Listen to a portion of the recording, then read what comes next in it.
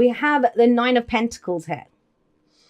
The Nine of Pentacles is a card of, the Nine of Coins in this deck. But it's about independence. It's about confidence. It's about creating something for yourself that, you know, she's put in all the hard work. She's got this beautiful garden that she's created, and it indicates mastery over something. I think that's something that gets forgotten a lot about the Nine of Pentacles, the Nine of Coins. She always has a bird of prey or something on her hand. That shows mastery, because the card before this is the Eight of Pentacles. And in the Eight of Pentacles, sorry, I feel like I'm going to cough. Sorry about that. No.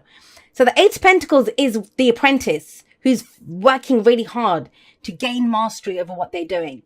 And that could be in a relationship, you know, that could be in work, whatever it is. This feels big. This week feels pretty big. The energies are there for us to use in whichever way we want.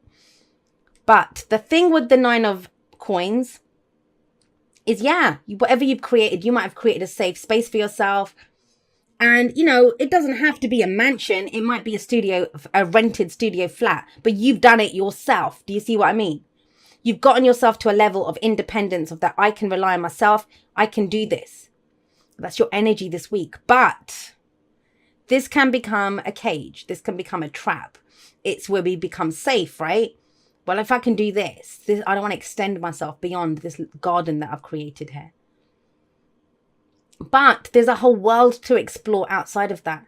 And I kind of get the sense that's what this week is. It will challenge there's opportunities that are available to you this week that challenge what you feel is safe and secure. But I'm good here. But I've done this. What are you? Are you staying too long in one place? Is this the big fish in the small pond? I get that sometimes. You know, the work's easy, you get paid and all of that, but it's not really exciting you. It's not really doing anything for you. Or, you know, in a relationship, it's good. We're fine. We've been together for however many years. It's, you know, better than being single and stuff. Is it? And that doesn't mean you have to leave that job or leave that relationship, but there are other ways to do things. Now, let's have a look. For a lot of you, that Nine of Coins, the Nine of Pentacles, it's a reminder that, hang on a second, if you built this, if you got as far as you did here with what you've been doing, why can't you go do something else? Why can't you take those skills and go create something new? I want to say this to a few of you. I don't know. It might just even be one of you. I don't know who the messages come through for. It's general, right? You have the Ten of Wands as you at the heart of your reading. That's the focus. That's what everything revolves around. Put it down, Taurus. Put it down. That's what I'm going to say to you. I don't see why you guys should have to be, and it's coming through very strongly here with this. I don't see why you have to be the one that carries so much of this burden. Now, if it's not you, let's be clear here. It's a general reading. It can go both ways. Somebody feels like they have the bloody whole world on their back. Something that started off as very exciting. It's very great. It's, you know, it's all good, inspired, passionate, creative. And it's ended up like this, crawling through bloody brambles with this crap on your back, whatever it is. That's being left with all responsibility. That's taking on too much. That's like, this is not fun anymore. This is not fun anymore. But do you see that? Do you see the battle there? It's not fun anymore. I'm doing too much. I'm carrying too much. The weight's on me. But hang on a second. It's safe here. At least I know what to expect. You know, better the devil you know almost energy coming through with this. And I know, you know, if you know anything about the tarot, then you might think, well, that's a great card. It is a great card. It is a great card. But why would you be overburdened then? Why would the Ten of Wands be coming up? Now, this talks about delegating responsibility, getting other people to help out, you know, whatever, taking on too much.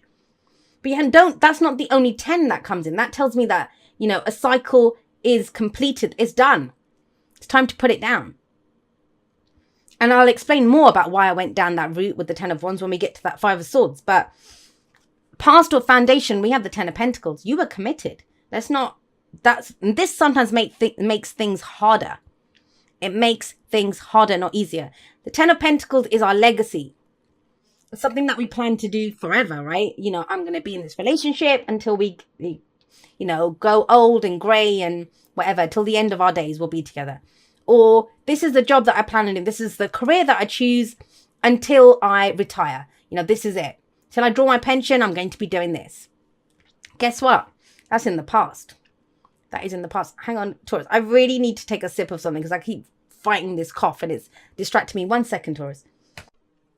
Sorry about that. Oh, I see it's still there. All right. But this is in the past. That's the most telling aspect of this. It's in the past. Now, sometimes, I mean, this can go so many different ways and it's general, so I'm kind of limited by how many I can go through, but I'll give you a few ideas. When this comes up in the past, maybe you were trying to put together a nest egg or something for the future generations to come or whatever. You wanted to build a house. You wanted to make your name in that career. This could be a marriage card. You wanted to get married and stuff. That's done. It's done. You committed to it. So it doesn't always mean that we're leaving something behind or we've changed our mind about it. It just means that part is done. Let's go do something new now. So this could be someone who's retired, right? Let's look at it that way. You've retired, but why would you need to carry the same responsibilities? And you don't. You've done your bit. You've worked, you've done whatever. Yeah, you've got a nice house. You might have a nice home or you might have whatever, but maybe it's time to go traveling now. Go take up some cruises or go explore Asia, whatever, right? We've got that kind of energy coming in. But know this, whether you're 20 or whether you're 80, whatever you were doing, whatever that cycle was, it's finished. You've reached the limit that you can reach there. And I think some of you have stayed too long somewhere, and that's why it's become a burden. You might have to still be doing it. I mean, there's beautiful energy. Beautiful. You know, stability, support, long-term stability, long-term security and support. But I think your idea of that is changing. Excuse me. And so with the 10 of Wands coming up here, maybe it's that the idea of what represented security and stability for you has changed. That in and of itself has become the monkey on your back. Now, what's going to really throw a spanner in the works for you guys this week is when the Wheel of Fortune shows up. And that's in the present. So some of you might already be experiencing this. Sorry, guys. Another coughing fit there. Don't know what it is about you guys. You know what it is? I've been reading all day. And I'm getting the last few done now after doing personal readings all day. And my throat's literally dry. I know some people take it as some kind of sign and, you know, all of this kind of stuff. But it isn't. It literally is my throat is dry from having talked all day. But I'll grab a throat lozenge in a moment. So the Wheel of Fortune. The time is now. That's what it's saying. The time is now. You know, let's go forward. Some of you might be a second chance at something. Sometimes the Wheel of Fortune can be that.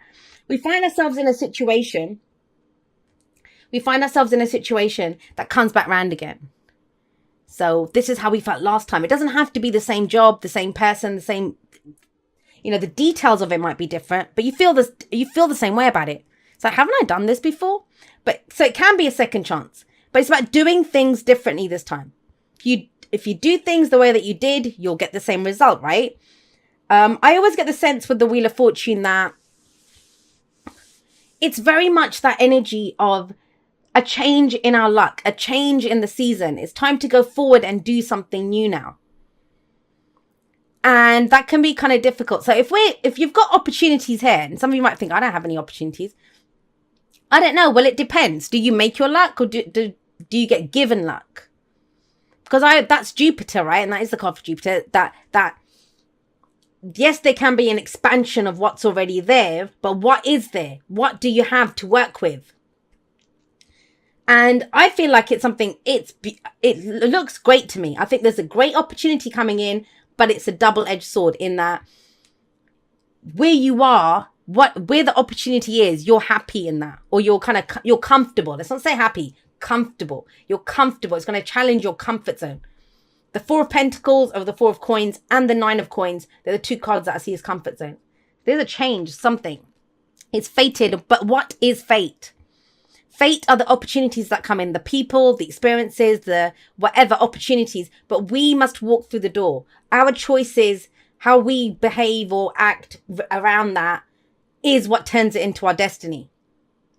Now, what concerns me here, let's go back to this middle, because everything else looks amazing. We have great energy here. Look at this middle. Remember I said, burden, weight, what's on your back? Why did I tell you to drop it? Why was I like, just drop it, Taurus? Because there's this energy of the 5 of Swords coming in. And why are you telling yourself that it would be selfish to do this? Why? That's what I'm getting from this. That's what I got as soon as I saw this. Fell out at the beginning, and it emphasizes it even more because it came out here. I think there's no surprises here. It's almost that it's that sense of, you know, to go for something, or you want to create something, or you want a shift, or you want a change now. But the thing that's holding you back is this sense of, what's it going to cost me to do this? You know, am I selfish to consider doing this? And let's talk about selfish for a moment. Selfish is a much maligned word. I say that all the time. Why? Taking care of your own needs, that doesn't make you selfish.